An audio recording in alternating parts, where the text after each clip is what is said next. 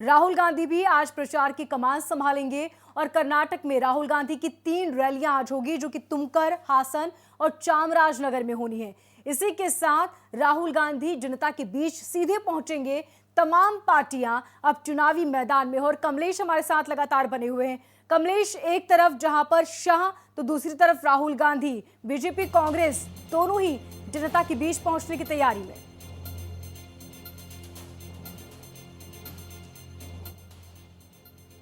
करनी वहां कांग्रेस और जनता दल सेकुलर का वोट बैंक है। ये जो आपने नाम गिना है, तुमकुर और चामराजनगर, ये जनता दल सेकुलर का गढ़ माना जाता है। लिहाजा इसी इलाके में राहुल गांधी की सभाएं लगाई है। जबकि साफ है कि जिस कांग्रेस पार्टी चाहती ज्यादा से ज्यादा जनता दल सेकुलर के वोट को ग्रैब किया जाए, और चूंकि कांग्रेस पार्टी का जो गढ़ है वो मैसूर मांड्या के इलाके में नहीं है, उसका जो गढ़ है वो नॉर्थ जो कणरा है उस जगह उन इलाकों में है। लिहाजा कांग्रेस की रणनीति यह है कि जनता दल सेकुलर और बीजेपी के वोट में जंग लगाई जाए। लेकिन जो इलाके आज राहुल गांधी के चुनावी कैंपेन में है वो इलाका जनता दल सेकुलर का है। लिहाजा अब देखना होगा क्या इंपैक्ट होता है, क्या जनता दल सेकुलर सिक्योरिटी है या भारतीय जनता पार्टी, चूंकि भारतीय जनता पार्टी की उपस्थिति इन क्षेत्रों में करीब 9 सीटें ही विधानसभा सीटें जहां बीजेपी के यहाँ से विधायक हैं। लिहाजा ज्यादा नुकसान इस क्षेत्र में जनता दल सेकुलर को होने वाला है।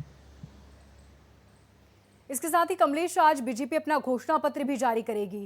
कांग्रेस ने भी जनता से कई वादे किए हैं और अब बीजेपी पर भी इसका दबाव है कि उसे जनता से कुछ ऐसे वादे करने हैं जो कांग्रेस से बिल्कुल हटकर हो।